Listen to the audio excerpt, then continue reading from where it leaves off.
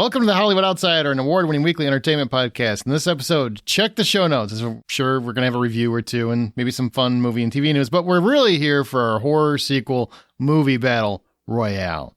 Welcome to prime time, bitches.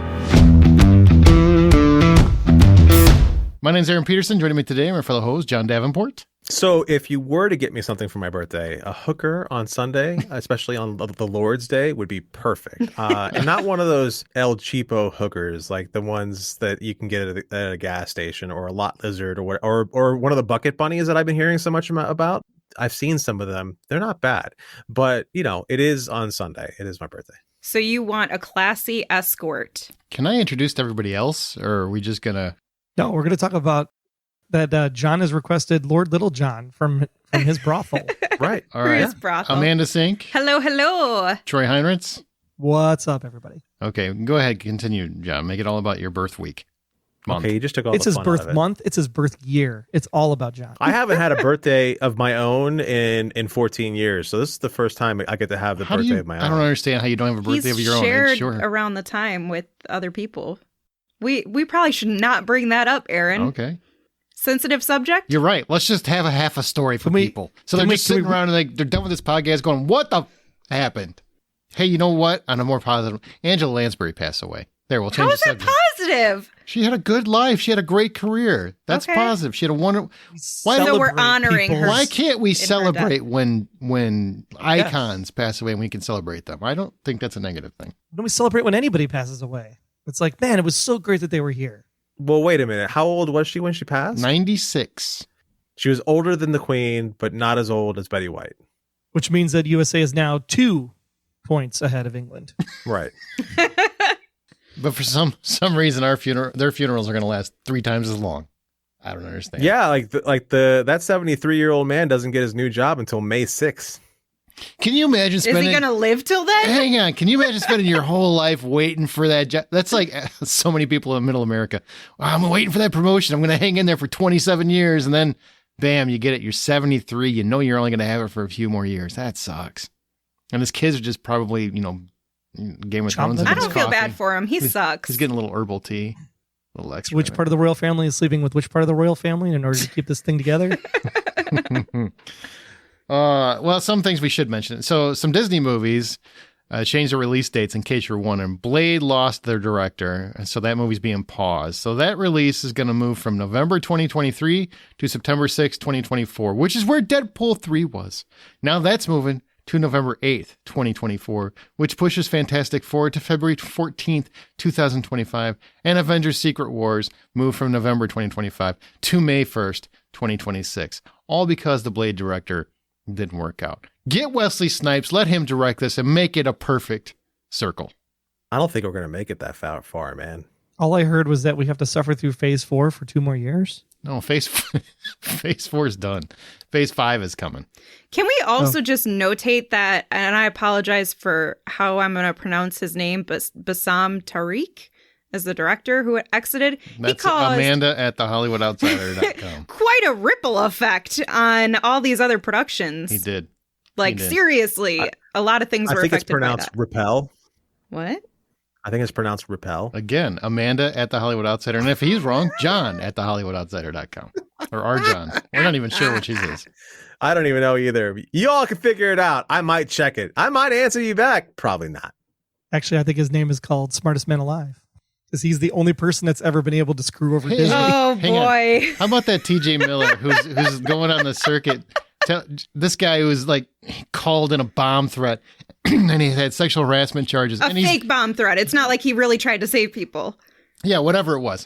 And, he got fired from another show because of his behavior. But now he's going on Adam Carolla and he's like, I'm not going to work with Ryan Reynolds again. As if it was He doesn't an option. like me. He was literally already fired. It's like, this is not the opposite of quiet quitting? Is that what he's doing? I don't know. God, that guy. No, I think he's just, I don't know what he's doing. What is he thinking? He really tried to say that because Ryan Reynolds would continue to act in character on set of Deadpool. Insult him as Deadpool. Yeah. And as Deadpool would do. yeah. And he would refer to him as Weasel or whatever, that as his character, and would make comments that were, I thought, pretty funny, sarcastically so. But he got a little sensitive about that and is bringing it up all these years later, right after all of his negative attention started to subdue and he's trying to get his comedy back on the road. It's not coincidental timing at all, I'm sure. Hey, I think he's a funny guy, but I'm going to be honest. I want to be friends with a guy who is beloved by Hugh Jackman and hated by TJ Miller. That's the guy I want to be friends with. Because TJ Miller might be funny, but he seems like a douche. Appearances. I'm not him. I don't know him, appearances wise. Based on his news. Yeah, TJ Miller always seemed a little Aspergery to me. Oh, yeah. Not that there's anything wrong with that, but... No, there's a lot wrong with it. I mean, if you're calling in fake bomb threats, I don't think that's a positive. I don't think that has anything to do with Asperger's either, to be fair. I think that's just douchebag activity. I thought he was just calling him an Asperger, or Aspergler. I don't know what he was saying. Not actually referencing the disease. Completely lost my train of thought on that. Oh my God. Boy. Is it a disease or is it it's a condition. A mental illness. Hey, nobody's got their PhD. Well, actually, you have a degree. Never mind. I don't have a PhD, though. That's no, but you have a degree in psychology. Is that part of psychology? Yeah. Okay. Well, then I guess you might want to shut up, John. OPP. You have a what? A go-PP? Yeah, you know me. OPP. Yeah, you know me. Never mind, Amanda. John's got to go to the restroom. No, that's not what that means. I know you, John. It's all good. Somebody's got me. A lot of people out there are saying that Blockbuster wasn't great because it's not cool anymore, because Netflix has a new show coming out in November, and it's cool to trash what is or was popular. I want to know, what do you remember as a Blockbuster? Because this new show is coming out on Netflix. Did you like Blockbuster? I worked there for 2.5 years. I loved Blockbuster. If the show doesn't smell like a Blockbuster, it's not worth it. Hey, Dick, what does a Blockbuster smell like? Like popcorn and candy and joy? Yes. Unicorns and happiness? Yeah. Okay, you're telling me you never walked into a Blockbuster and you were like, the faint scent of aroma of VHS tapes. Delicious. Yeah. I taste selection. Yeah. Selection. I taste rental fees. I'm telling you, a Blockbuster had its own smell to it. That's one of those things that stuck with me. That's the most bizarre thing I've ever heard. Maybe it was your Blockbuster. Where did you go? Where did you have a Blockbuster at? Was it in the funky, smelly part of town? It was in Florida where everything's a little funky smelling. See? That's true. Because I worked in one for 2.5 years. No problems. John, that's probably mildew and mold from water. It's just like when you have no problems with cats and dogs in your house, and then you're the one that's been living there for so long, and then your friend comes over and goes, it's not cats and dogs. What the hell is that smell? Cats. No, it's dogs too. No, I cat smell. I can't do cats. I can do dog smell. The point is, if you have pets and you live with pets, you don't smell the pets. It's when your friends come over and go. My brain goes right to Fritos whenever it comes to dog smell. Truly. Anyhow. Didn't we start with a Blockbuster conversation? Let me roll it back. Let me roll the back. problem with Blockbuster. The problem with Blockbuster is, though, Aaron, Troy's been trying to say. Can we rewind? Stop and rewind. Well played. Go ahead, John. Okay. Finish your thought. So, Aaron, you sit there and say that you don't smell it because you worked at a Blockbuster for 2 years. 2.5. That's called nose blindness. 6 months. No, it's not. That's what I was just saying. I was just saying that. Well, you never got to. No one cares, Troy.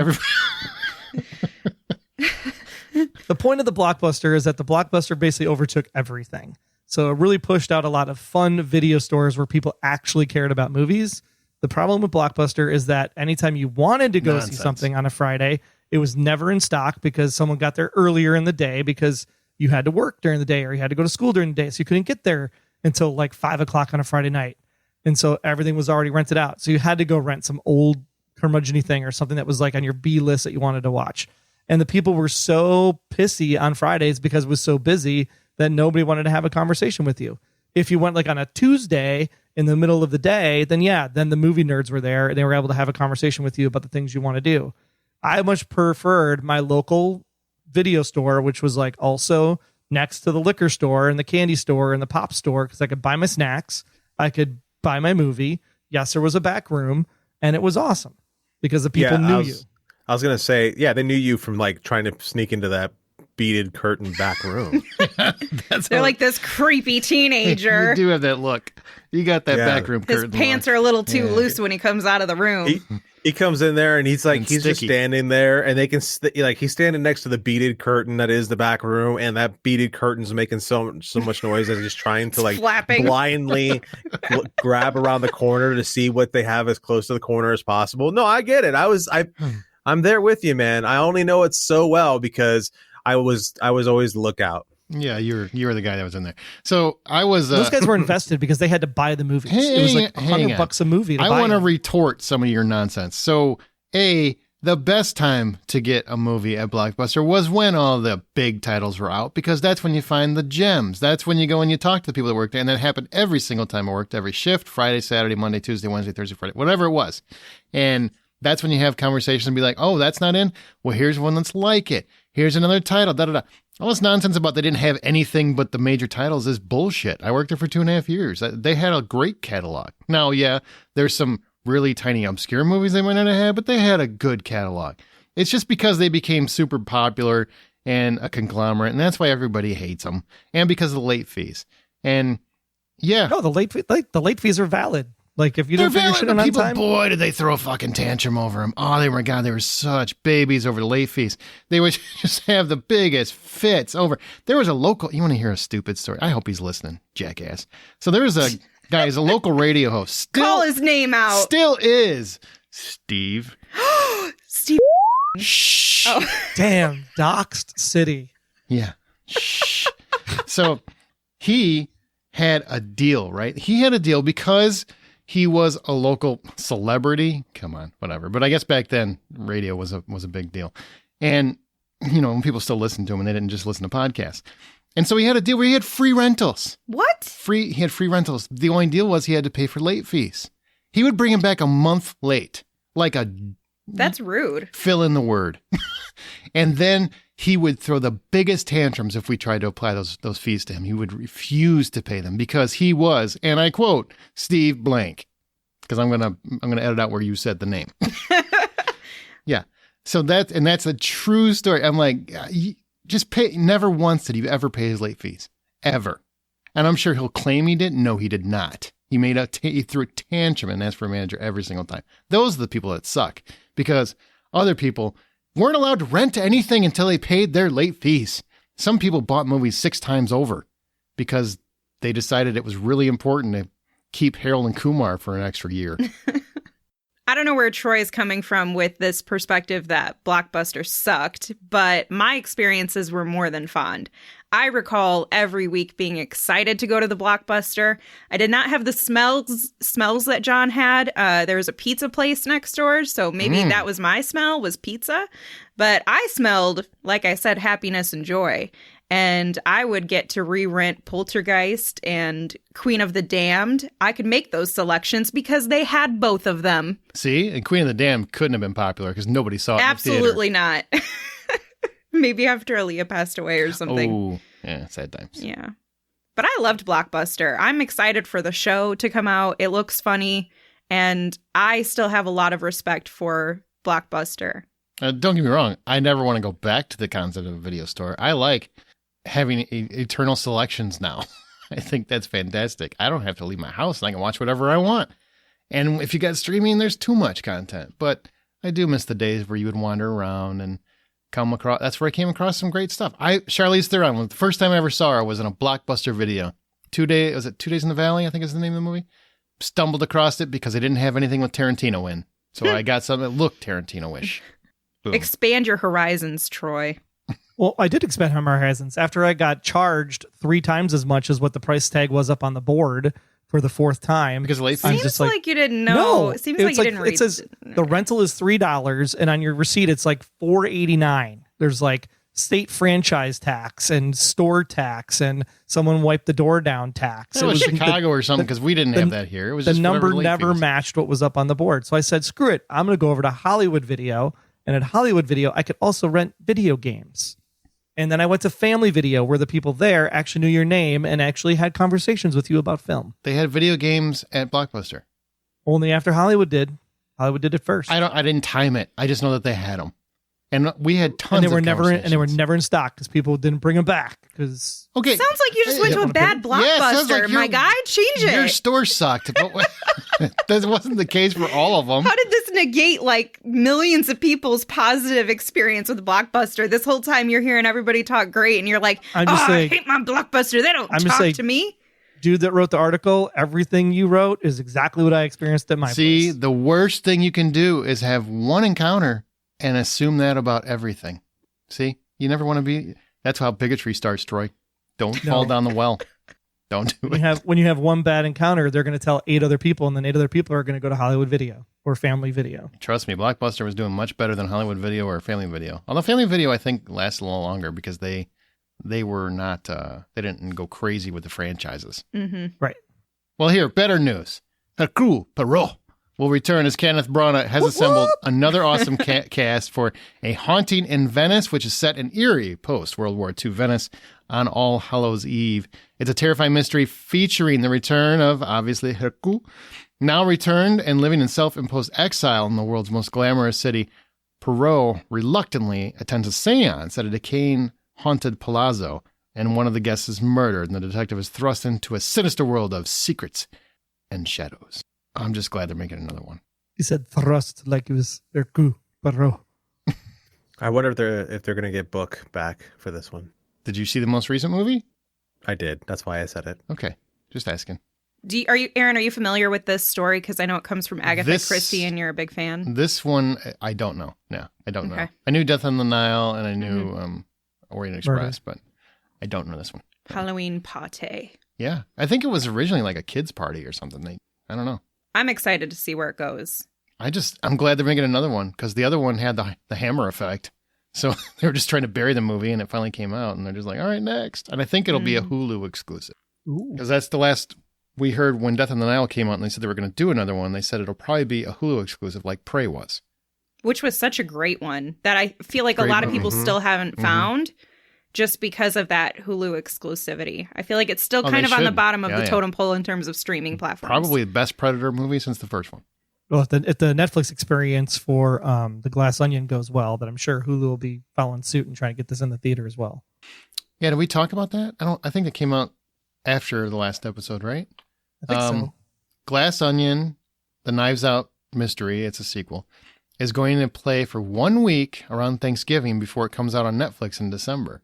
So it will play in theaters for 1 week, which I've already got my tickets. We already know the reasoning behind that, right? Just to make money. But Academy. But AMC, true, but AMC backed down. AMC's going to play it. Regal's going to play it. AMC was firm. They would never play Netflix. And they were doing it, but only because they agreed to an exclusivity window. So they get it for a week, and then it's several weeks before it hits Netflix. Ah, I like that. There ain't nothing wrong with that either. Mm-mm. People that will want to wait will wait, and people that don't want to wait will pay. I've got tickets. I ain't waiting. Or just get A-list, and then you pay $20, and you can see multiple movies in a month, including that one. Ooh, that'd be interesting. Did you get your ticket based on A-list? Because this would be something that they could actually exclude from A-list, I would think. Nope, it was there. I already got my tickets. Aaron's like, I was on top of it. I can answer all questions. As soon as the tickets went up, boy, I already had my seats. Oh, yeah. Hold, please. Troy's going to make a process transaction right now. All right. You're welcome, AMC. I'm going to switch this because this was fabulous. They already got my money. Don't need to thank them. Amanda, you weren't here last week. You saw Hocus Pocus 2. You were supposed to be on. We're not going to do a whole review of it because it's a couple weeks now. But you did see this lady on TikTok, right? the mom from Texas. The mom from Texas who made it onto the news. Oh my God, it's amazing because she's so tragic. Hang on, let me paraphrase here. She said on her little TikTok video, "Do not watch this film. Everybody thinks it's fake and innocent, but they could be casting any type of spell that they want to. Anything could be coming through that TV screen into your home. The whole movie is about witches harvesting children for blood sacrifices. A worst case scenario is you unleash hell on your kids and in your home." And I would argue, lady, if you have kids, you've already unleashed hell into your home. Have you looked at your walls? Where have they colored? Hell exists. You get a black knight if you have a teenage boy. Ew.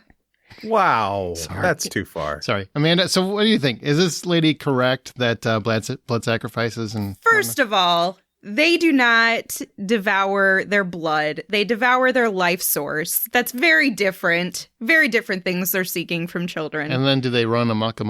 And then they run amok. Also, if you have watched this movie, and I'm not going to spoil anything, but if you've watched it, I really expected it to go in a very different direction, but they very much so Disneyed it. Has a very Disney ending. Oh, this is Hocus Pocus 2. Did we say the movie? I don't know if I said did. that. Okay. Yes. Yeah. Thank God. So obviously I'm not going to tell you anything about it if you haven't seen it. If you have, you know what I'm talking about. But this is really not as dark as I was expecting. I thought it would be a little bit more. I feel like the first one was a little bit darker. I disagree. I mean, it sounds like they could be casting any type of spell that they want to through your TV screen. Yeah. If Sarah Jessica Parker could do that, she would do a spell on herself. Wow. You mean get rid of the horse face? Stop. Is this movie good? I think for non-Hocus Pocus longtime fans, yes. I think it's a new Hocus Pocus, new Hocus Pocus for a new generation. But for those... we needed that. I don't think we did. But for those that have been longtime fans of it and are probably older and went back because of nostalgia, it's not the same and it's not as good. It's kind of cheesy, like... Not Nick at Night, but what did Disney have? The late at night Disney movies or whatever. I don't know. I don't watch them. It just reminded me of that. I just want to interject my hot take, because I did, for the fun of it, sit down and rewatch the original Hocus Pocus, because it had been nearly 20 years before I thought, hey, I want to waste an hour and a half of my time. Whoa! Shots fired. You just said you wanted to watch it for fun. Right. And so I watched it. That's not a good movie. Oh my gosh. How dare you? How dare you? You're grounded. Get out of this podcast. It's not really that good. Practical Magic's better. Practical Magic is much better. I didn't watch it because I didn't care. So right. You guys make me sad. Hey, we're at least giving props to the witches. We're just telling you Practical Magic is a much better movie. I think it's more important. You know what? Just go celebrate real witches. That's what you should do. Just go find them and celebrate. They're just go find them and then you burn them at the stake. No, watch the Salem Witch Trials. You let they them. were hung, not you hang burned. them. Exactly. That's why I don't understand why people don't get that. That's what happened. They were hung. They were not burned. It's just from the saying. It's just I think facts. You know, just like it's facts that they can cast a spell through your TV. Duh. And we needed a TikTok mom to tell us about this. Thank God she was there. Thank God. I didn't know, and then she told me, and I'm like, well, goddamn. Why aren't we making genius videos like this, man? We could be going viral. I'm just going to start talking about movies and just randomly, it's Michael Myers. He's the devil. He's coming for your house. Also, if you're worried about TV. a Disney movie casting a spell on your children, you should probably be worried about the consumerism marketing that's being cast to your children through things like... No, but that's fine. Elsa and everything that gets all of your money as a parent. Okay. Now you're just getting too real, and we don't need that right now. We don't need that. However, I would like to take about 3 steps back to Aaron doing crazy TikToks about different movies. Yeah. I think this is brilliant, and this will get us on the map of TikTok. I think Aaron should really just fuck his hair up and then put his glasses on sideways and be like, I sat there and watched Michael Myers and I think he's a sexy man. And there you go. That's your whole TikTok right there. Or he can just put on his E.T. theory and do that for all these different movies and they will go viral because people are like, what? I've never heard of that just theory. Make every movie have a love a story, gay twist, right. Or an interracial romance. Okay. So listen, E.T. really wanted to extend his neck up that boy's right. Anyway, my God, you're gonna turn this into a charge. We're gonna get charges because of this podcast episode. Happened. You better hope the FBI doesn't have this tapped looking for child predators. All I heard was we're trying to make the new Pixar universe through E.T. and then E.T. is doing fornicative things. Ouch! Right. Ouch! Oh, let me get that with my light up finger. Remember, you can always find more information at thehollywoodoutsider.com, join our Facebook group, or on Twitter at @BuyPopcorn. Amanda, you had something else? Well, I feel like we should tell them maybe what episode we're referencing where you tell your ET story. Oh, let's get controversial. It's a Let's Get Controversial episode. I think it's on our TikTok, though. That story is on our TikTok. It probably is. That also is. where you talk about the luck dragon? Right, but it needs to be Aaron's face on it. That way that, because you can't do this whole thing unless it's going to be one of those You just want me to look like Doc from Back to the Future? That's your plan? So yes, that'll be brilliant. So I tell you what. E.T. I'm so confused. E.T. and Elliot are now role playing with the face of Aaron on E.T. Is that what you're saying? No, I'm not. What Stop. the hell That's are too you much of a talking shock. Where did you get that from? All right, Troy, you just totally screwed up this whole bit. I'm gonna go and do that for Halloween ends. It ends. Yeah, it's the last one. I'll do something. I don't know if it's gonna be like a doc on Back to the Future. I will do a TikTok for my review of Halloween Ends if I can figure out how to use TikTok properly. Amanda does it great. She made a popcorn video. It was like 40,000 views just popped. Right, she's got 8 or something. Well, you should totally have Amanda sit there and like hold the camera for you or something. Obviously. Or you should get like the whole like circle light thing and a tripod. And I'm gonna punch the microphone right now because it sounds like the right thing to do. Troy's gonna throw his headset on the ground and walk away.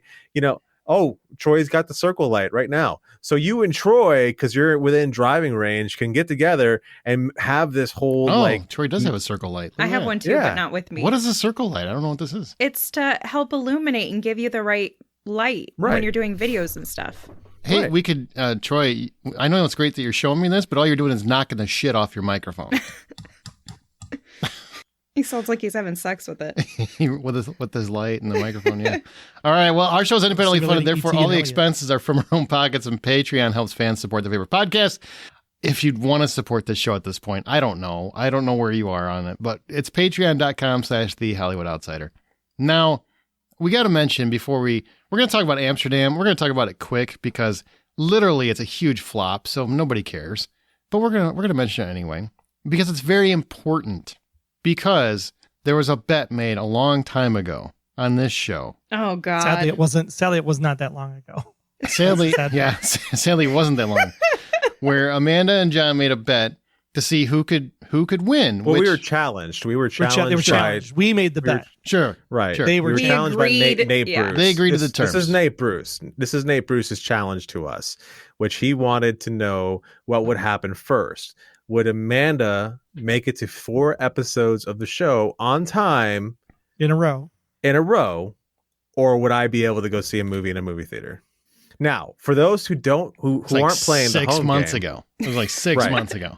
It was not that long ago. It was like 6 months. It was like 2 months ago. No, it was not. That the bet was made? It was 4. It was 4. Sorry, it was about 4. It was 4 months ago. It was 4 months ago. Because it was at the beginning of the summer. Yeah. So it was like June, I believe. So yes, 4. For those who are playing the home game and don't understand why this is such a big deal, is that I am currently trapped in the mountains of North Carolina where there's absolutely nothing for me to go see in a movie theater. I don't even think there is a movie theater within 20 minutes, 30 minutes, 40 minutes. We start getting like to an hour, maybe I'll find a movie theater. That's why I don't go to the movies anymore currently in my current situation. So Amanda just had to show up to the show 4 times. To be fair, Amanda's been moving a lot. Amanda's got a lot of reasons. A lot of reasons. Yeah. Every week's a different reason. Yeah. But it's 4 months. 4 weeks in a row. That was it. That's it. And he beat you. He won. It's sad that it had to be Amsterdam, but he won. It really is sad that it had to be Amsterdam, but I expect my hooker this weekend. I don't know if that was that. I don't think that was part of the terms. Yeah. I'll get you a $20 one, but I can't promise anything more than that. Hey, as long as the mouth still works, I'm all right. You better hope that North Carolina has some good ones. Yeah, it's not going to happen. Do they offer this on like Uber Eats? Can I have her delivered to you? Uber Eats. Something's getting ate. Anyhow. Gross. Okay. In the 1930s, 3 friends witness a murder, are framed for it, and uncover one of the most outrageous plots in American history. This film was inspired by the Business Plot, a 1933 political conspiracy in which wealthy American businessmen and bankers plotted a military coup d'etat to overthrow President Franklin D. Roosevelt and replace him with a fascist veterans organization headed by U.S. Marine Corps Major General Smedley Butler. Just so you know, don't worry, no allusions to anything else that's happened in politics recently at all. None. He's being sarcastic. Quite a bit. It feels like a documentary at times. Starring Christian Bale as Bert, Margot Robbie as Valerie, and John David Washington as Harold. The 3 of them are the 3 bestest friends trying to stop this plot. That also involves Robert De Niro, Michael Shannon, Mike Myers, Timothy Olyphant, and Taylor Swift. John, you and I both saw this. The tone from director David O. Russell is a bit all over the place, but I did really enjoy the trio of actors. Bale in particular, I think, was giving it his all. So before we talk about the actual plot and the tone, what did you think performance-wise of Amsterdam?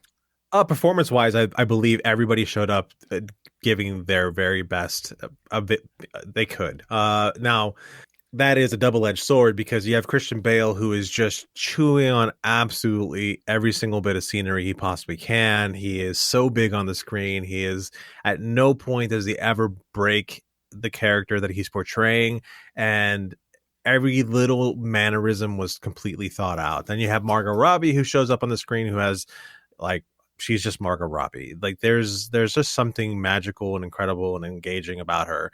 And then you put them up against John David Washington, who up until now I've thought was pretty great. I've enjoyed him in just about everything I've seen him in. I thought he's amazing, but he was not bringing his best show to this in comparison to his Co-stars. cohorts. He was overshadowed quite a bit. Quite a bit. Quite a bit, man. I will say, like, Christian Bale is in a different movie. Yeah, I feel he really is. I feel like he showed up and he's like just showing his Oscar to everybody. Margot Robbie just illuminates the room whenever she walks in anywhere. I will say, flawless skin. Skin. She's a little angel. Just an angel. Mm-hmm. But Christian Bale, every scene he is doing everything he can to try to bring this movie up to where it should be, and it's just not working out. So, but acting-wise, it's great. And he's thought of every single mannerism. Mm-hmm. It's incredible what he's done. It's everything has a story behind it, and that story sticks throughout the entire movie. Mm-hmm. Like everything is so well planned out and thought. It really, like, as far as the acting itself is concerned, top notch. So what'd you think about the plot or the tone? Because to me, here's what I thought. I enjoyed it for a while, but then the end turns into like an after-school special. Like those last 30 minutes, it just becomes this metaphorical hammer to the Trump administration. And I'm just kind of sick of feeling like that when I watch anything, because I just want to watch a movie and escape for a little bit. But it also felt like the tone was all over the place. It almost felt like it wanted to be a Coen's Brothers movie at times. Mm-hmm. And then it wanted to be a straight up historical drama at times. And it just didn't know what kind of movie it wanted to be. No, it really didn't. I was reminded of like Grand Budapest Hotel at some moments in it, which didn't fit the rest of the tone throughout the movie. So it really loses. Like I really think that they should have sat back and tried to figure out what they were going to do with this. Yeah, because right. There were just moments where it just didn't piece together very well. Yeah, I mean, seriously, it goes from hijinks and just humor to very dark and serious to just ominous, and none of it really gels. Like a lot of movies can capture all that and just gel. Oh, Brother, Where Art Thou? I say Coen Brothers because that's what it reminded me it was trying to do. It was trying to go for that kind of vibe and just never hit it, ever. Like I said, except for Christian Bale and Margot Robbie, those two walked out unscathed. Overall, though, man, I was just really disappointed. This movie's going to lose $100 million, they said, because it flopped so hard. And, I don't know why they spent as much on it as they did. Well, I mean, you can see where they spent the money on it. Sure. It's definitely in the set dressing. There's the money, the costumes. There's the money. Taylor Swift, I don't think shows up for anything less than $2 or $3, $15 million. I'm sure she was a little cheaper here because she's not a huge actor. Maybe she was a little cheaper but Mike Myers. This is one of the few times you get to see him come back to the big screen, and I thought he was incredible. Like it was nice to see old school Mike Myers like completely lost in a character as well. Michael Shannon just shows up and he's like, "I'm Michael Shannon. Let me show you, the best acting I ever did was Groundhog's Day when it came to wrestling." That's all Michael Shannon's done. He literally does this. I do not find him to be a great actor. I think he's the same guy in literally everything, and not a guy that I find engaging in everything. Right. And Zoe Saldana was not used nearly enough, and Rami Malek wasn't as incredible as people seem to like to think he is. But Anna Taylor-Joy, on the other hand, was another one who, whenever she was on the scene with her co-star, let's say, I don't know, Rami Malek in this case, she was the one who was harder to take your eyes off of than he was. Yeah. So if $10 is the full price for admission, what do you give Amsterdam? I'll give it $4.50. I would concur completely. Any recent film or TV recommendations? Amanda, you saw the Mila Kunis movie, Luckiest Girl Alive, right? I did. How was that? It was pretty good. So just to kind of give you an idea of what the movie's about, essentially this woman who kind of seems to have it all, her name is Ani, played by Mila Kunis. It's on Netflix too, right? Yeah. Netflix. Yeah.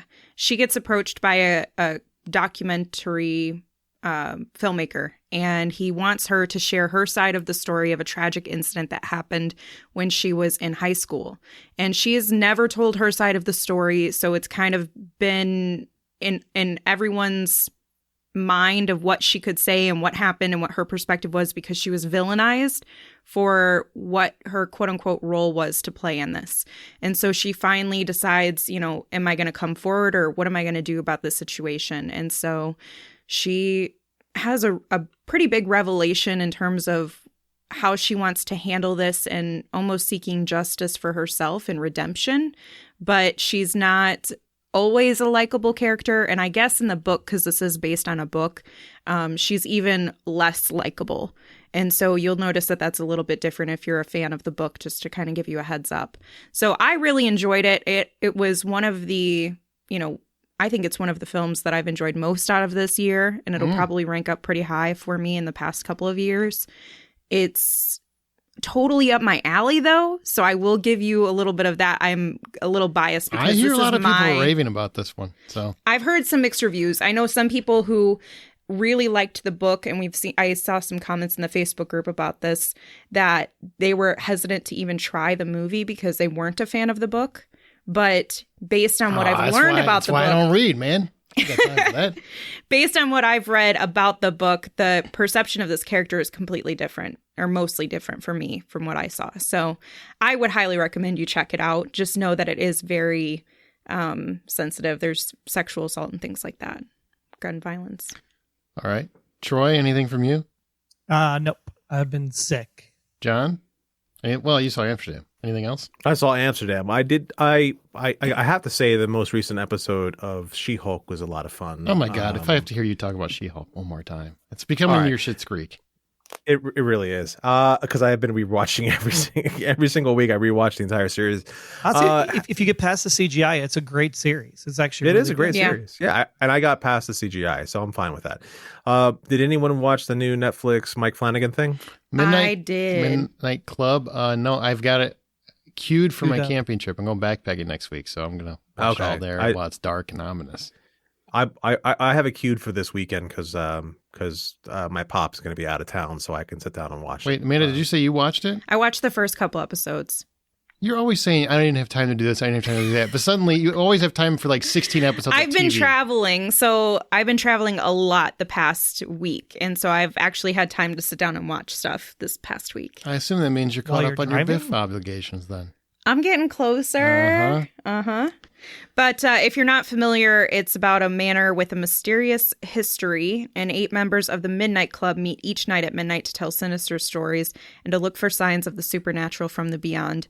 Like John mentioned, it's from Mike Flanagan. It's got a pretty good cast. I've really enjoyed the tone and the chemistry between the cast, and I'm curious to see where and how dark this series will go.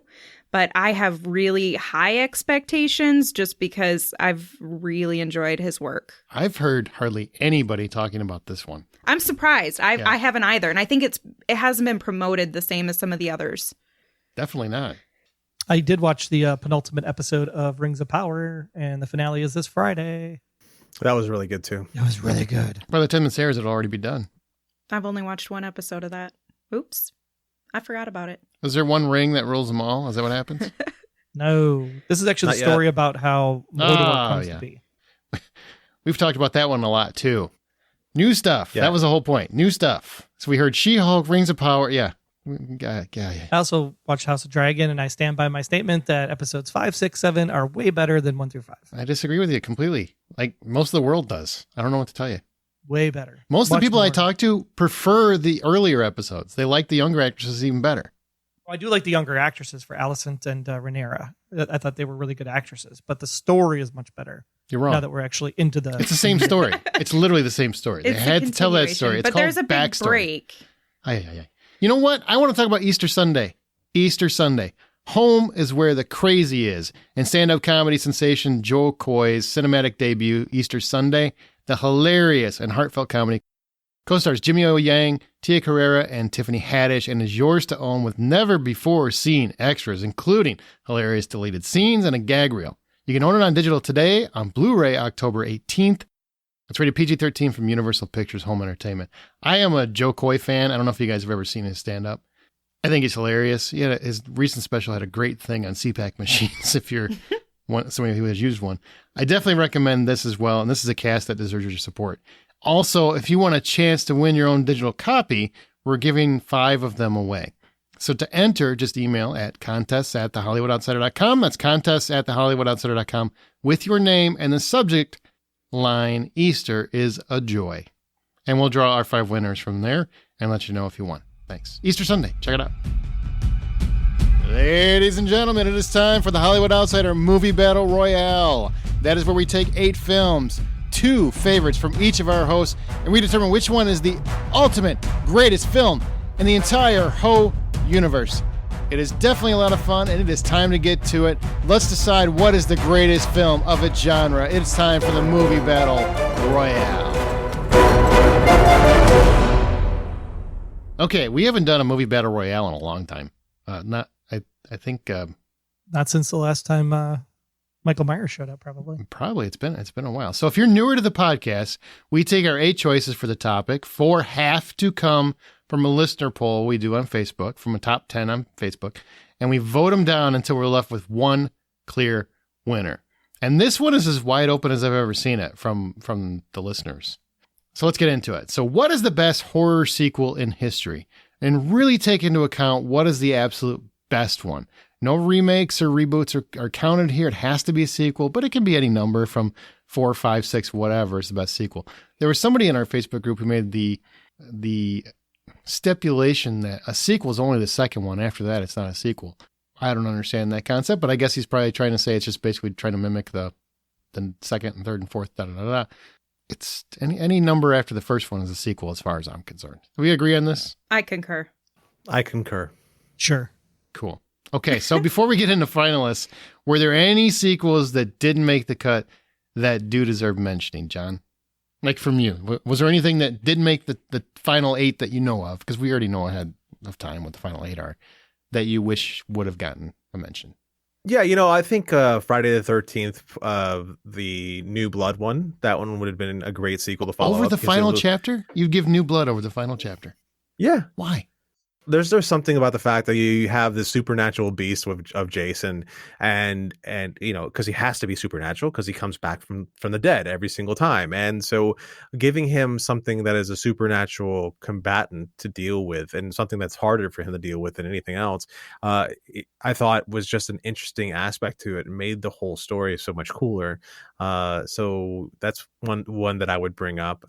Also, American Werewolf in Paris, I think, is another one that'd be great to bring up. I don't know about that one. I mean, I like New Blood a lot. I think that's and I really like the psychic twist, but I did not like American Werewolf in Paris. Well, what I liked about the American Werewolf, I mean, where they screwed up is because it's definitely a 90s version of American Werewolf, right? Mm-hmm. It's the beginning of CGI. It's the beginning, and they're doing all this CGI werewolf. Not enough practical crap. effects, for sure. Not enough practical effects, and they forget like the best thing about the original American Werewolf in London, which was the practical effect. That was one of the best on-camera practical effects werewolf, and even digital werewolf you've ever seen. So I think the fact that they didn't do that really hurts the film, but it is definitely a continuation of the original American Werewolf and I thought that part was really neat. I would also mention The Conjuring 2. Damn you, Amanda. Also, yes, actually, Conjuring. That was another one that was on my list, as well as Paranormal Activity 3. Oh, yeah, that's a good pick too.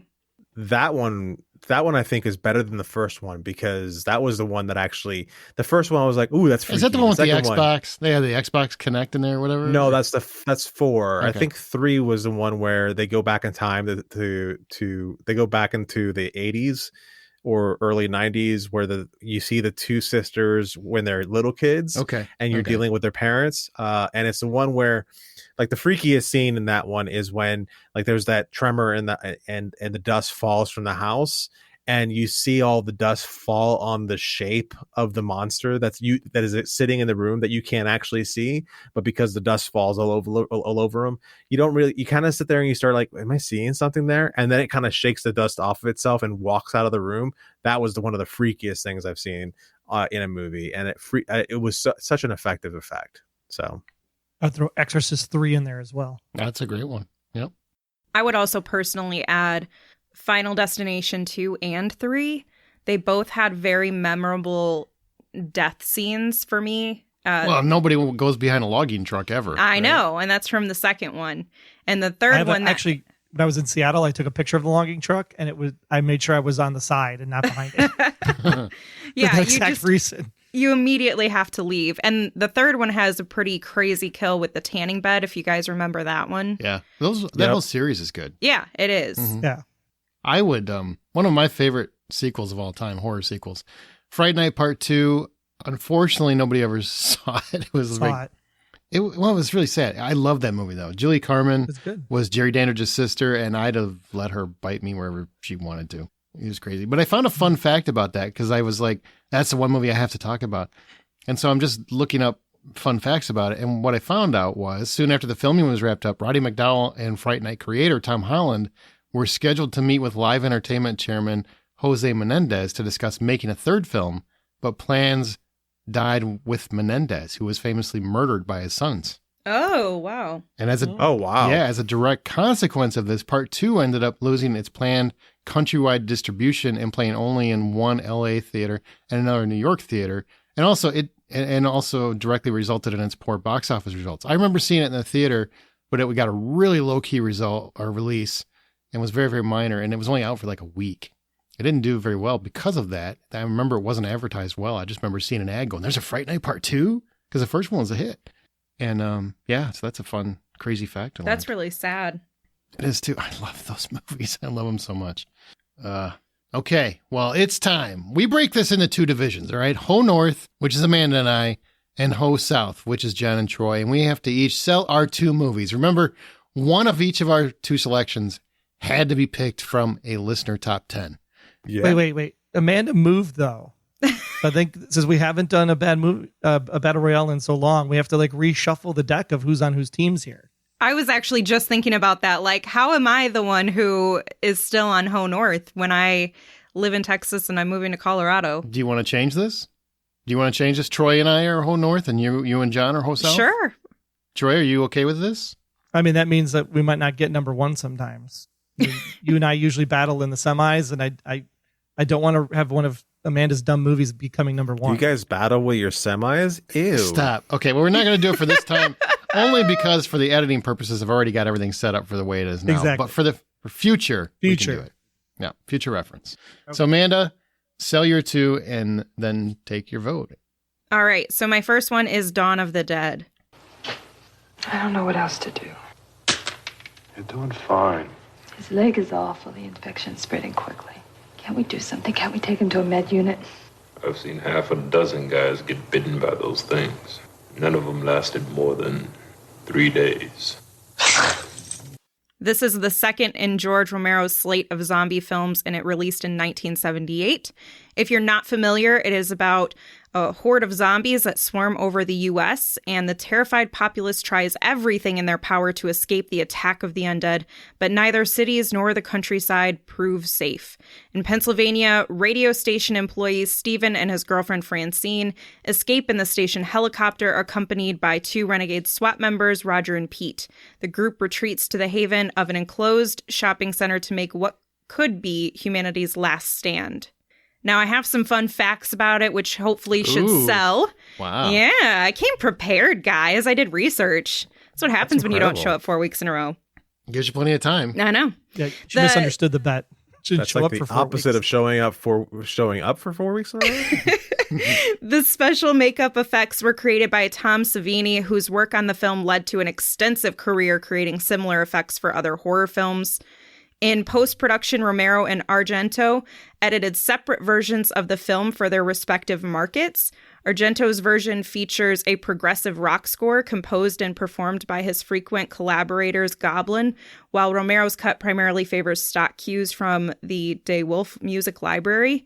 I'll just add a little note. The reason why I find that to be fascinating is because this is a globally acclaimed horror film, and although it differs depending on the market it fell into, people across the entire globe still align that it is one of the best films of horror in general. Despite facing difficulties with various national censorship boards, in the United States it was released unrated to improve its commercial prospects after it was given an X by the Motion Picture Association of America. Oh, yeah. Oh, yeah. And in Britain, it was liable for seizure during the 1980s video nasties Moral Panic. The film still proved to be a major success at the box office, grossing $66 million worldwide against its estimated budget of $640,000. Damn. Mm-hmm. In 2008, it was chosen by Empire Magazine as one of the 500 greatest films of all time, along with Night of the Living Dead. Its success in then West Germany earned it the Golden Screen Award, given to films that have at least 3 million admissions within 18 months of release. Rotten Tomatoes reports that 94% of 47 surveyed critics gave the film a positive review. The average rating is 8.6 out of 10. And the site's critical consensus reads, one of the most compelling and entertaining zombie films ever. Dawn of the Dead perfectly blends pure horror and gore with social commentary on material society. Roger Ebert of the Chicago Sun-Times gave it 4 out of 5 stars and proclaimed it one of the best horror films ever made. While conceding Dawn of the Dead to be gruesome, sickening, disgusting, violent, brutal, and appalling, exactly like I like my horror movies, Ebert said that nobody ever said art had to be in good taste. That is my first Dawn of the Dead. That was a lot of stuff. I know. I came prepared. I didn't come with Yeah, anything. that's incredible. Yeah. John, you awake? Yeah, I am. I was actually riveted the entire time. I was engaged. I was good. there. There we go. Yes. There you go. Okay, so my next one is Scream 4. This is the one from 2011. Let me just say to our guest, Sidney Prescott, it's an honor. Beyond Jamie Lee Curtis, forget Linda Blair. I mean, this is the ultimate. Thanks, I guess. You film your entire high school experience and post it on the net? Everybody will be doing it someday, Sid. It's kind of the one component the killer is missing. Wait, what do you mean? Well, if you want to be the new version, the killer should be filming the murders. Yeah, it's like the natural next step in a psycho-slasher innovation. I mean, you film them all real time, and then before you get caught, you upload them into cyberspace. Making your art as immortal as you. Not to implicate him. So who do you think is behind the murders? Well, it's a stab fanatic, clearly. Working on less of a shriekwell and more of a scream-make. Copyright attorneys, by the way. Because all there are now are remakes. Only horror in the studio's greenlight. I mean, there are still rules, but the rules have changed. The unexpected is the new cliche. Yeah, you gotta have an opening sequence that blows the doors off, dial up some flashy music video direction, and the kill's gotta be way more extreme. Modern audiences get savvy to the rules of the originals. The film takes place on the 15th anniversary of the original Woodsboro murders and involves Sidney Prescott returning to the town after 10 years, where Ghostface once again begins killing students from Woodsboro High. Like its predecessors, Scream 4 combines the violence of the slasher genre with elements of black comedy and whodunit mystery to satirize the cliches of film remakes. The film also provides commentary on the extensive usage of social media and the obsession with internet fame, which has not gone away in 10 years. It kind of was ahead of its time, honestly. It was. You know, actually, there was a piece of trivia in here that many have credited this film with foreshadowing the effects of social media on today's youth and the extreme lengths that they go to achieve internet fame. So to your point, Aaron. But it received praise for the performances, direction, and humor, although it was criticized for its lack of scares and reliance on cliched formulas. But it also makes a mockery of cliches, and it kind of puts it on its head in that way. Many consider it to be an improvement over its predecessor and has enjoyed several positive reappraisals since, particularly for its examination of the impact of social media. It was released in 3,305 theaters on 4,400 screens and grossed over $1 million in just its midnight previews. In its first weekend worldwide, the film took $37.3 million from 30 territories, behind only Rio, which I thought was fascinating, which took $53.9 million from 62 territories. So it was pretty close, but had less. The film topped the box office in the United Kingdom, taking over $2 million, came in second in France, third in Mexico, and fourth in Australia. Scream 4 won the award for Best Horror Movie. Ghostface came in third place for Best Villain at the Virgin Media Movie Awards and was nominated for a Teen Choice Award for Best Horror Movie. Oh, well, if you got the Teen Choice Awards, hey, look, we don't get we don't get any awards for horror movies anywhere else. All right. Silence of the Lambs says no, that's not right. Oh, that's true. All right, so I'm gonna go to, I guess, soon to be Ho North, Troy. What's your pick between Dawn of the Dead and Scream 4? Dawn of the Dead. Easy enough. he's like, I got no commentary. Dawn of the Dead. Scream 4 is okay. It's fine for a sequel. It's just screamed out at that point. Like Dawn of the Dead is still such a better movie, better crafted classic. I feel you, John. I'm going to concur with my soon-to-be North counterpart and say that, yeah, Dawn of the Dead is a much better movie, and Scream 4 does not do nearly as much, as I can tell by the fact that I was paying attention to everything you were saying about Dawn of the Dead. And then I completely zoned out and started looking for apartments when you were talking about Scream 4. Damn. So you have that. I mean, that's a good indicator of how well you're doing. Also, I'm a little jealous that I did not put this kind of effort into anything. Good job, Amanda. Thank you. Also, I'm not going to take it personal that you were looking at stuff. I'm going to blame it just on the movie, not me. Okay. Aaron? Well, number one, John, you've had plenty of time to do some research for it before you get there. Like, we're almost to you. You got time. You could have been doing that instead of apartment shopping. Just saying. I'm sorry, were you saying something? Yeah, no, not at all. Number two, my vote doesn't count, but I would probably go Dawn of the Dead too. Scream 4 I think is a great movie though. I wish they would have kept with the alternate ending. Kept with the original idea that, Sydney died and she got away with it, because I think that would have been freaking awesome. Yeah. Yeah, I know it would have sucked for fans, but on the same token, that's how you push the envelope. That's how you push the envelope. So just so everyone listening knows who doesn't know, if you've seen the ending, or I guess if you don't care about the ending, instead of Jill, which is Sydney's cousin, dying at the end of the movie, the alternate ending was that Sydney would die. They gave the impression that she dies, yeah, and that she got away with it. And that Jill gets to continue, and essentially it was supposed to create a new trilogy set, with Jill kind of leading it. But if Sydney still survives and Jill survives, it's not going to, it takes away from that cliffhanger. Still. All right. So Dawn of the Dead moves to the next round, because in this round, no surprise, only 3 votes count. But in the next round, all votes count. And the poll that we originally took in the Facebook group, that's going to settle any ties. Okay. So here we go. My first movie is Army of Darkness. Yeah. All right, you primitive screwheads, listen up. See this? This is my boomstick. It's a 12-gauge double-barreled Remington. S-Mart's top of the line. You can find this in the sporting goods department. That's right, this sweet baby was made in Grand Rapids, Michigan. Retails for about $109.95. It's got a walnut stock, cobalt blue steel, and a hair trigger. That's right. Shop smart. Shop S-Mart. You got that? Okay, Ash has been sent to the past, 1300 AD to be exact, and he manages to bring hell on earth with him. He quickly gains favor with the locals, but just as fast, he unleashes an undead army upon them all. He's selfish, studly, and also the coolest anti-hero to ever grace the horror scene. He's played by Bruce Campbell, one of the greatest of all time. Now, Evil Dead 2 is probably the most well-made of the Evil Dead films. It definitely looks better than Army of Darkness. It's also clever, funny, artistic, visceral, but it's just not as fun as Army of Darkness. I wait on this for so long. But the truth is, I saw Army of Darkness multiple times in the theater, and probably 100 times since then. Countless times at home. Both of my kids were legally required to watch it or they didn't get to go to driver's ed. I'm pretty sure that was the deal. It's the most quoted movie I think of in my personal history. This is my boomstick. All right, you primitive screwheads, listen up.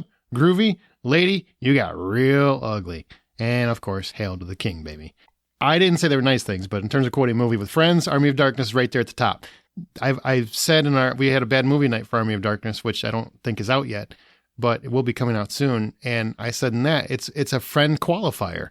If you drop one of those quotes and somebody knows what that quote refers to, I instantly give them a chance to be my friend because it matters. It makes a difference. This is a film that doesn't need to be shot perfect. It doesn't need to be written sharply. It doesn't need to have Oscar caliber acting. It's just freaking good, cheesy fun. It's a throwback to horror films of the 50s and 60s. I don't believe horror has to be consistently scary. I just have to enjoy it. And I love Army of Darkness. And I will add, because I want to compliment Amanda's research, Army of Darkness made $4 in its entire theatrical run. $4 whole. I think that was the number. Nobody saw it in the theater but me and my friend Felicia that went with me. It just did not do great in the theater, but it's had an enormous impact on home video. And there is an alternate ending if you can find it for the director's cut. So that's Army of Darkness. My second film is Blade 2. Hey, me and the gang were wondering. What was that? Can you blush? Here we go, Pop. Oh, I get it. I see now. You've been training for 2 years to take me out. And now here I am. Ooh, so exciting, isn't it? Now, Blade 1 and 3, you could probably qualify as action movies, right? I mean, they're kind of action horror.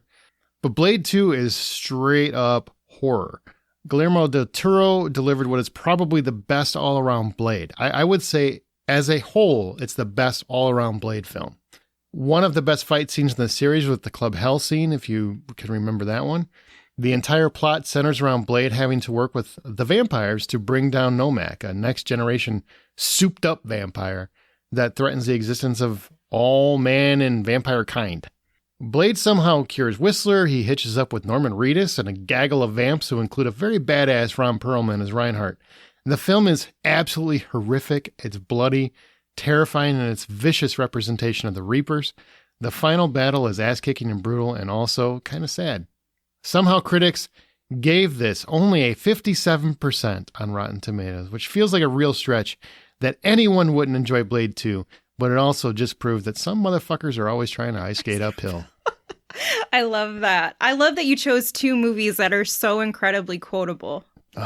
Because that's what a great movie is. It isn't just, well, artistically, this is... I want to enjoy it. And those two movies are the most fun I've had in the horror sequel genre.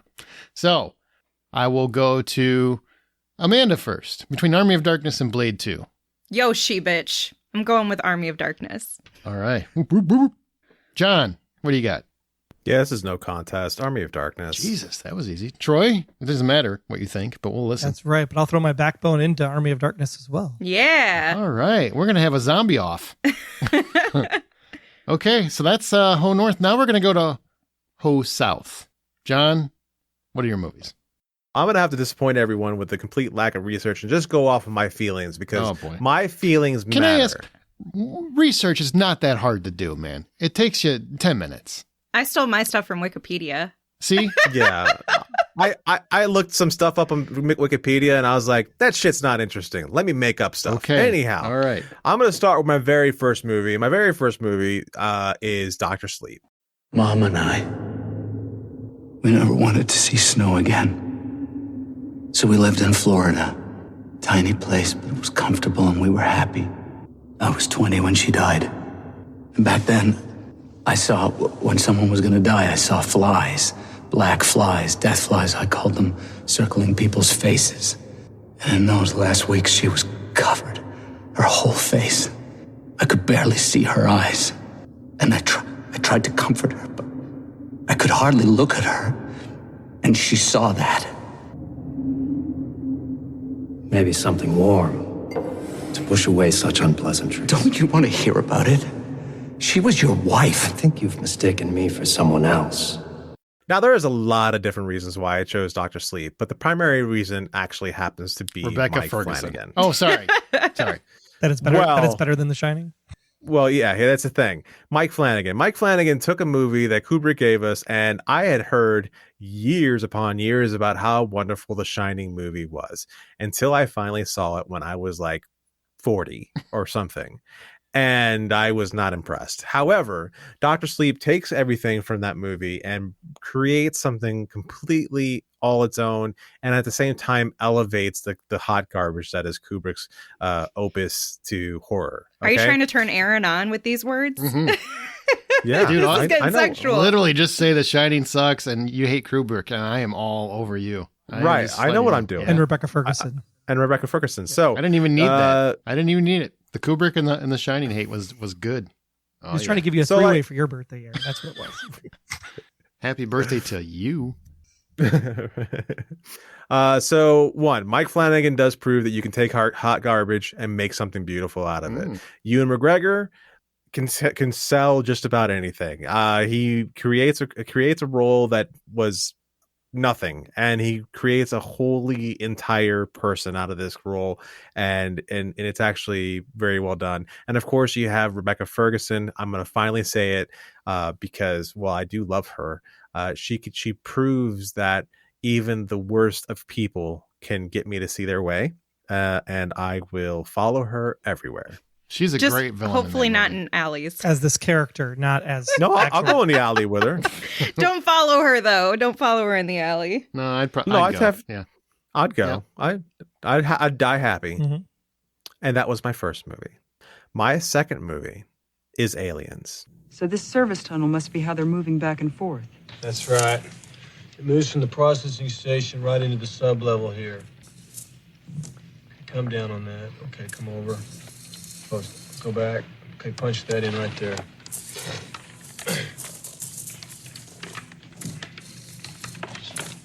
No, it's back here. Well, there's a pressure door at this end.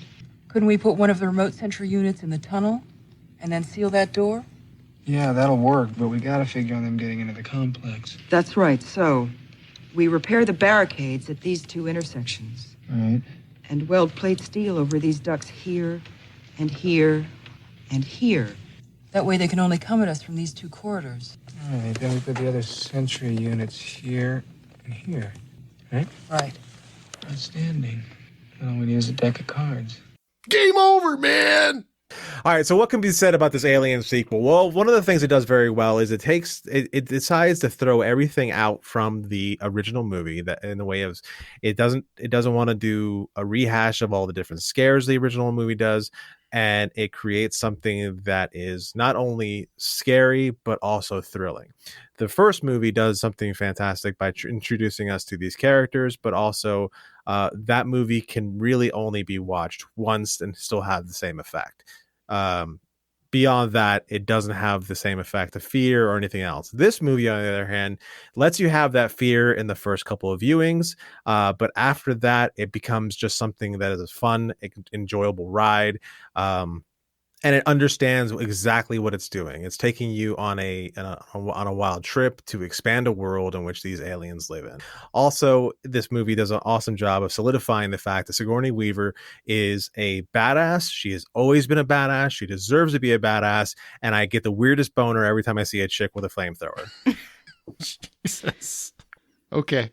And that was Aliens. So I am going to throw it to my friend Troy and find out which one of these two phenomenally awesome movies he feels is going to win. I mean, like, it's interesting because The Shining and Alien both are like quintessential like film must watch for its craft and what it brought to the table. And both of these sequels actually make the franchises better. Sadly, we're not going to get the third part of the Dr. Sleep saga, which is really sad. Aliens, however, is just on a whole other level compared to what its first movie was. And I think that's why I have to shift that to be the better sequel, because it's just so much more enjoyable, so much more rewatchable. The lines are better. The acting is great.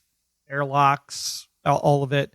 When you use some of the actual footage from this movie as the ending for Conker's Bad Fur Day on the Nintendo 64, you know that this movie has literally solidified itself in the zeitgeist. So, Aliens for sure. Amanda? For similar reasons to what Troy mentioned, but also Ripley is just such a badass that it's hard not to go for my leading lady. All right, Aaron, nobody gives a shit, but go ahead. Well, I will say, Rose the Hat, that's Rebecca Ferguson's character in Dr. Sleep. It's so good. One of the best villains of the last few years. For sure. Sincerely. She's fantastic. I don't think Ewan McGregor is even close to her level in the movie. That's probably the only reason I don't rate it a little higher. But she just makes that movie, man. She's just wonderful. But seriously, when you put the two together, you're talking one of the most classic films of all time. Aliens is an all-time classic. It established James Cameron as a guy you don't mess with. Mm-hmm. Get away from her, you bitch. Sigourney Weaver, how they created. Well, number one, I believe the first Oscar nomination for a female action lead, which was awesome, and the fact that they had her become this action hero, because in the first one she's kind of she's smart and capable and resourceful, but not really an action badass. Here she's an action badass. Mm-hmm. And they allowed her to also be feminine in the movie, which I thought was a really nice turn. And a lot of that came from Sigourney Weaver saying that, to make certain choices and twists, especially with Newt, that whole motherhood bond that they had. And I just loved it. Plus Michael Biehn and Bill Paxton. And it's a classic. Now, there's a lot of movies in here in this whole list that I enjoy more than Aliens, but in terms of just these two, Aliens by a mile. But it doesn't matter what I think. So next. Okay. Troy, what are your two? Troy has a tough one as far as I'm concerned. Yeah, my first one, I had a hard time picking myself. My first one is A Quiet Place 2. Hey. Hey, what was that? I don't know. I don't know what that was. I'm gonna take the kids home, okay? Okay, yeah, my truck's up on Main Street. So. Okay. All right, everybody in. Let's go.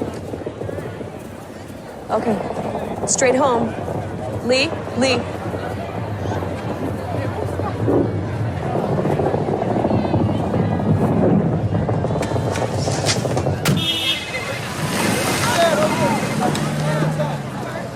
All right.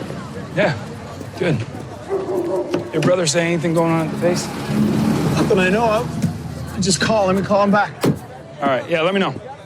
Following the deadly events at the Abbott family home from the first movie, they must now face the terrors of the outside world as they continue their fight for survival in silence. Forced to venture into the unknown, they quickly realize that the creatures that hunt by sound are not the only threats that lurk beyond the sand path. Quiet Place expands on the first movie, and without the man that made it happen, and does exactly what it should do as a sequel. It ups the danger, grows the characters into the next phase of themselves post events of the first film. The film also grows the alien characters as well as to what they can or can't do and how they arrived in the first place. Everything a sequel should do to help launch a franchise, Quiet Place 2 was so down the line that Quiet Place 1 and 2 could have actually been one long 3-hour movie, and it would have worked brilliantly. It does all of this too with a cast of kids in Noah Jupe and Melissa Simmons that really, really carry the movie of their own. What makes it a worthy follow-up is the same precise use and disuse of sound. The boundary between the screen and the audience disappears in the silence. The film's budget was actually 3 times bigger than the size of the first film.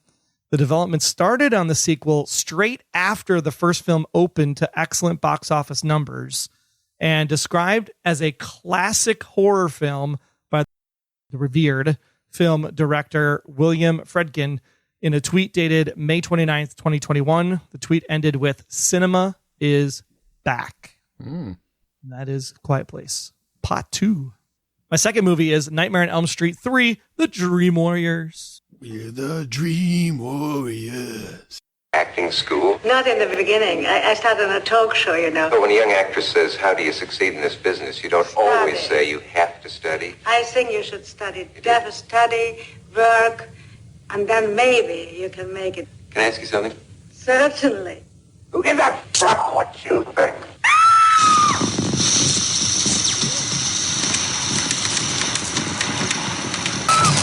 This is it, Jennifer.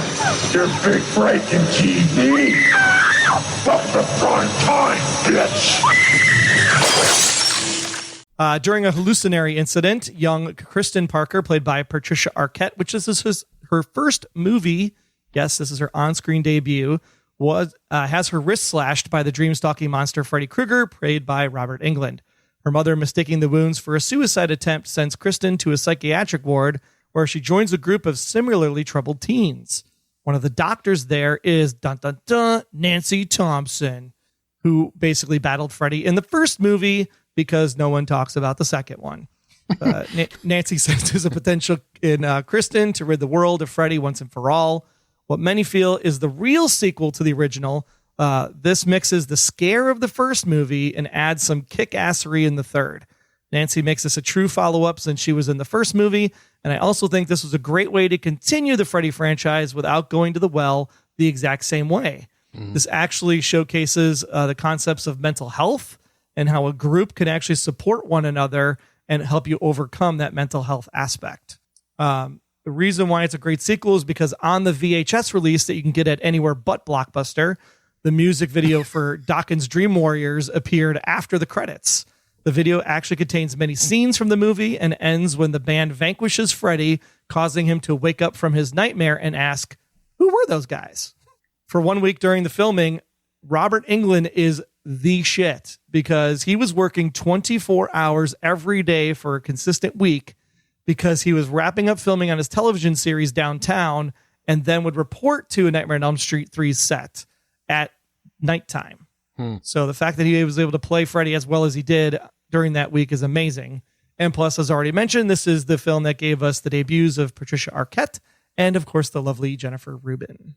Feels illegal. He wasn't allowed to sleep. I'm sure he got some sleep in there. They get trailers. Yeah. He's not working the entire 24 hours chasing people with razor knives. You don't know that. I would if I was him. I'd be in the mall. I'd just run around.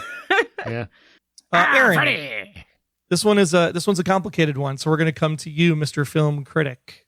Oh, me? First. Yes. Wow. It's hard. I actually like Nightmare on Elm Street 4 better than 3. But also a good film. Yeah, also a good film. I mean, but yeah, Rockin' with Dokken. I mean, it's kind of hard to not rave about that. Well, two things. One, Quiet Place 2, fantastic sequel. I think I almost like it as much as the first movie. Legitimately. I think it, and God, Cillian Murphy is so good. So good in that movie. This is a tough one. Like I said, when I started, this is the toughest one, I think, of all of them for me to choose from. I just feel like A Quiet Place 2, it has a little bit of that recency bias because it wasn't too long ago. Mm-hmm. But I can still remember a lot of the scenes in Nightmare on Elm Street 3. You know, I remember was it Jennifer Rubin who was the addict and had the veins just basically on her arm? Yep. And the head twisting. The head twisting, the welcome to prime time bitch, and throws her in the TV, which I don't understand. How do you not know that that's like not a suicide? How do you jump into the TV? That's just a weird thing that the orderly just ignores. The tendons. Yeah. Ripped up. Oh, yeah. That was tendons. really cool. I'm going to have to go with Nightmare on Elm Street 3 for multiple reasons, but I just want to say I don't discount A Quiet Place 2. I think that's a great choice. I'm glad you didn't pick It Chapter 2, which is what I thought you were going to pick, Troy, and that would have made it an easier choice because I don't think that's a great sequel. No, but It Chapter 2 would have fallen hard. A Nightmare on Elm Street 3, Freddy is one of those characters where I don't love the later movies. I think it got too jokey, too cheesy, and everything else. But I do love Nancy's sacrifice in this one. It's great that her character got some return to the forefront because I do think Freddy's Revenge was not good. So this was a return to the scary of the franchise. You got Dokken, cool video. But Freddy is just also, that right blend of horror and cheese. So I'm going to go with Elm Street 3. I'm going to go John next just because Amanda stole my Conjuring 2 from earlier. And I'm a petty bitch. Well, damn. So I really liked A Quiet Place 2. Much like Aaron, I believe that it holds up very well especially in comparison to the first movie. A lot of the acting in it is amazing, and it's infinitely rewatchable as a film. However, Dream Warriors was my introduction to Freddy Krueger for some reason. That movie holds a very special place in my heart.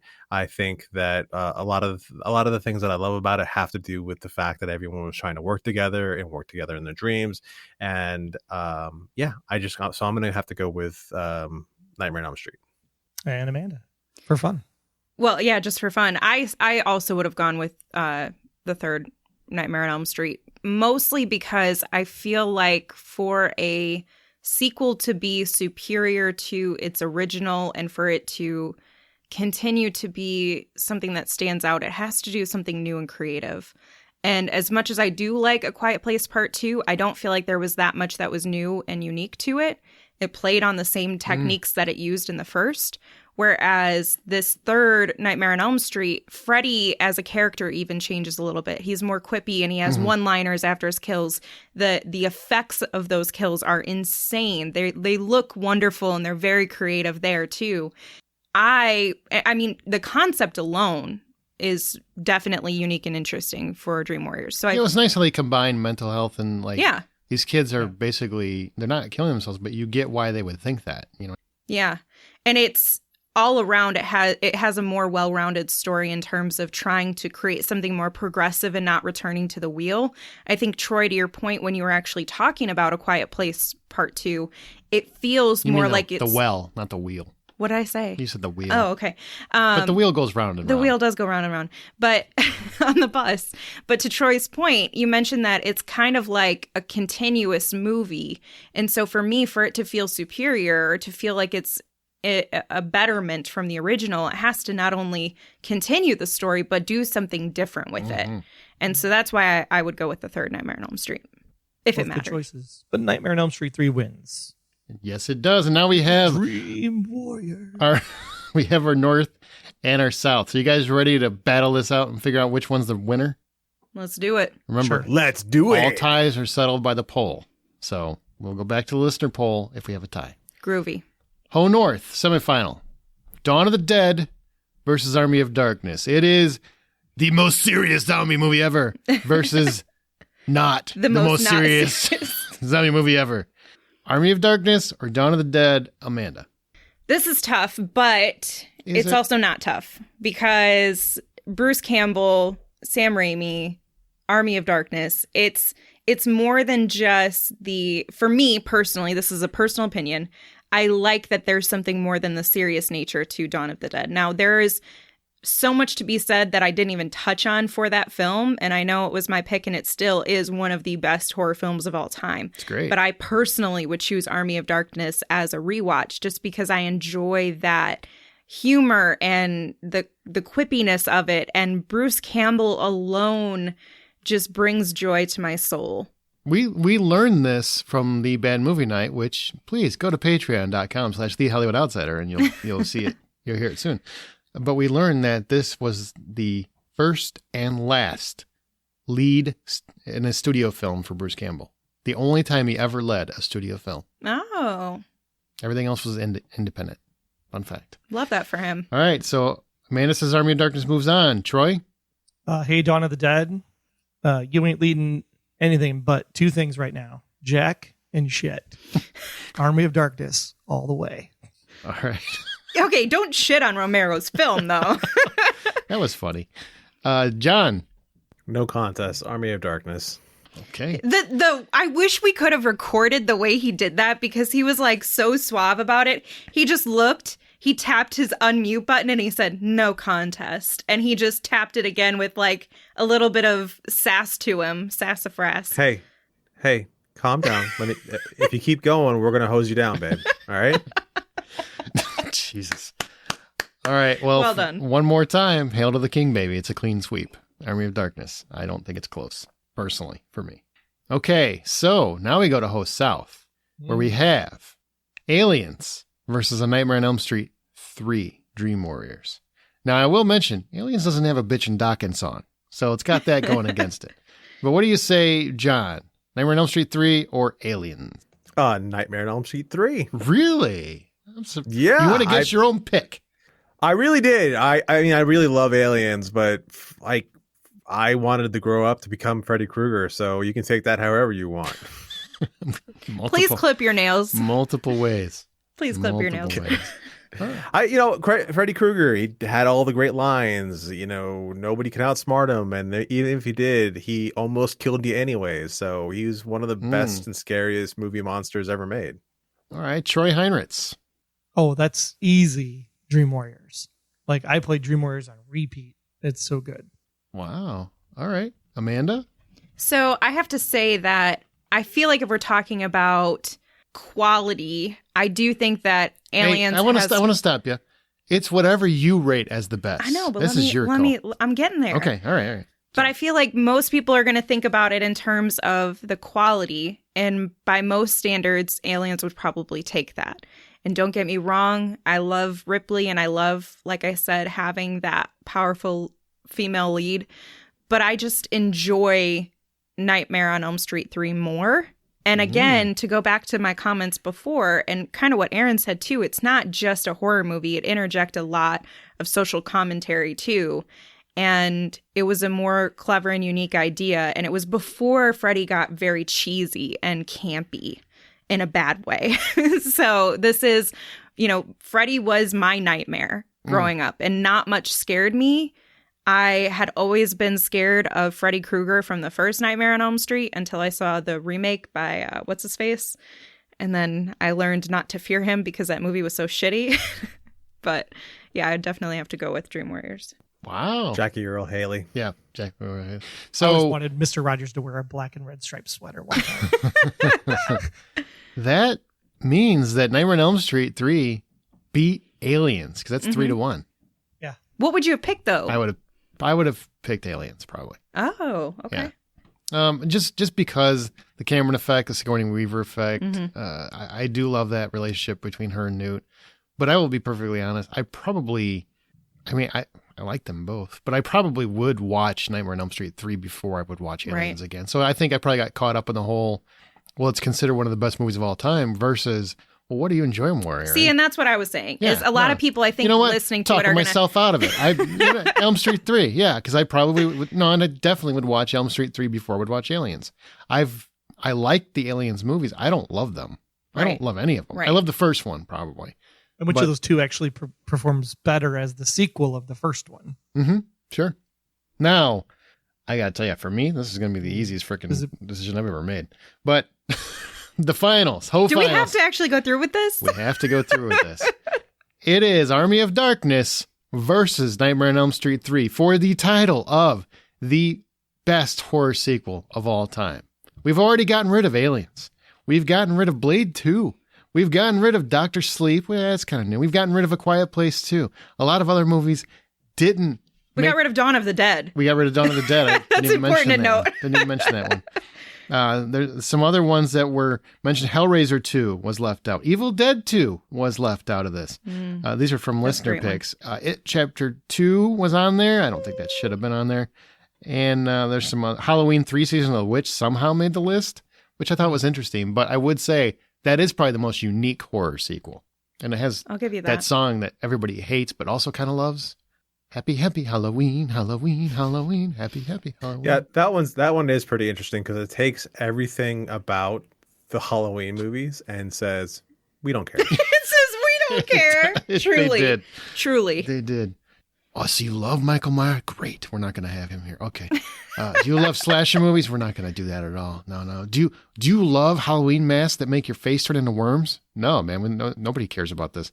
We're going to make a whole movie about that. You're going to love it. Yeah. You're going to love it. Okay. It's going to mean everything to you. And we're going to have that guy that stars in all the horror movies that are terrible. We're going to have him Don't they not connect those back to the rest of them to this one too? Am I thinking they actually have the Silver Shamrock masks in Halloween Kills. Okay. But they don't connect. Yeah. That's stupid. You're just pissing me off for no reason. Well, they're just there as a nod to that Halloween movie. Well, that's all. They also have Jamie Lee Curtis they have Laurie Strode in some of them, and she's died like twice in this freaking franchise, and she's still going. I don't know. She's a cat. She's got 9 lives. She's Leave her alone. Literally Michael Myers herself. Anyway. Yeah, well, I mean, that's why this works. We gotta settle this one. So we've got Army of Darkness versus Nightmare on Elm Street 3, Dream Warriors. John. Like there's a contest here. All right, let me try to fake it. Well, I could always make it about Freddy Krueger. No, I can't even do that. It's Army of Darkness. Okay. Amanda.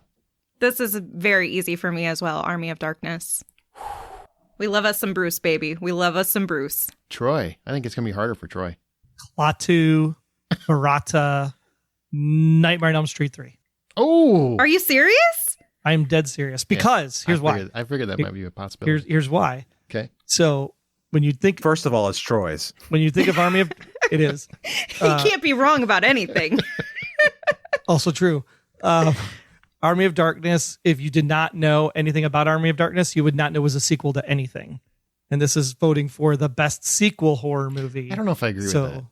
I don't know if I agree with that. If you're coming in blind, you could say Nightmare on Elm Street 3 is a sequel. Army of Darkness is just like a standalone movie because there's no reference really to the past stuff at all. The whole opening is a entrance. But not if you've seen not if you've seen it before. The whole opening comes from the second movie. I'm aware where it comes from because I've seen the second movie. I'm saying general audience.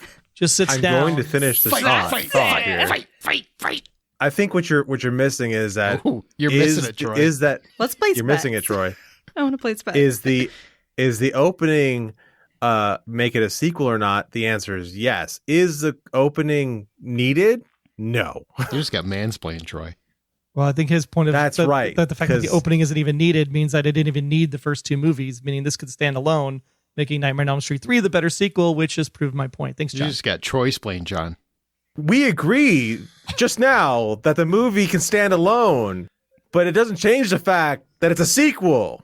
It still uses core principles from the earlier. Core principles and the mathematics that are used in the equation of the quadratic lining of this whole movie makes it a sequel. Kind of like they do in the movie. John, give me some sugar, baby.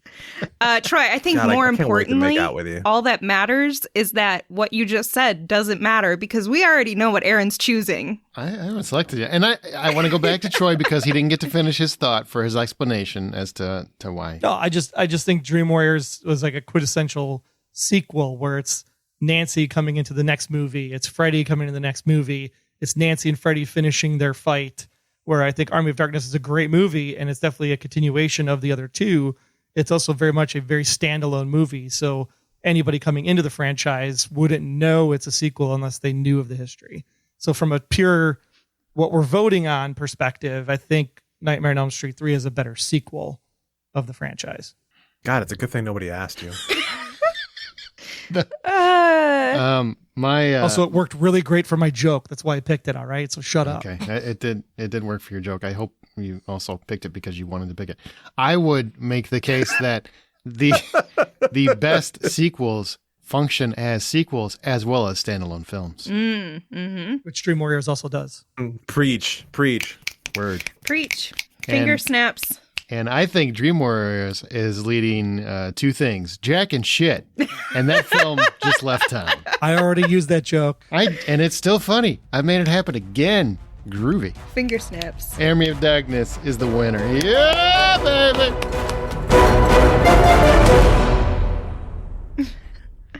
Honey, you got real ugly.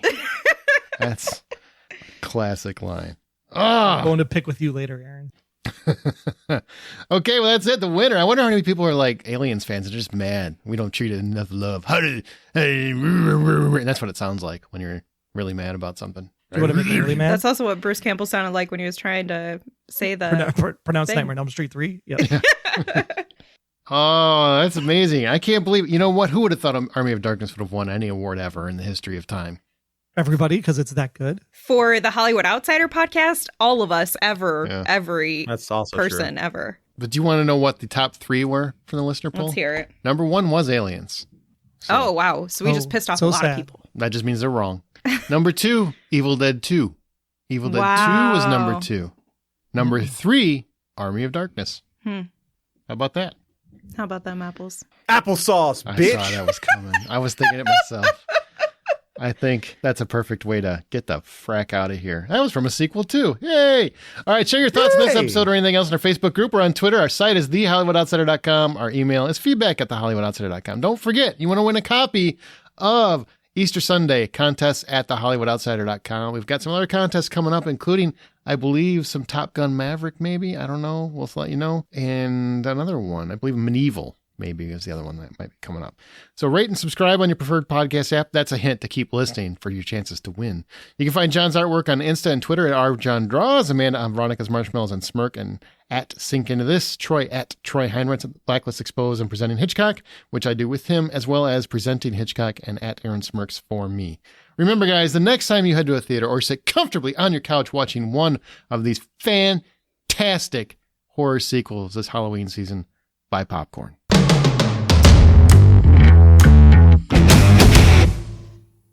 I do Westworld too, but I can do Hitchcock as well, I suppose, if you want me to. Is that what I said? You said Hitchcock twice. God damn it. I don't know what I'm doing. Presenting Westworld. That's what we're going to change the name to. It's time to do a mashup.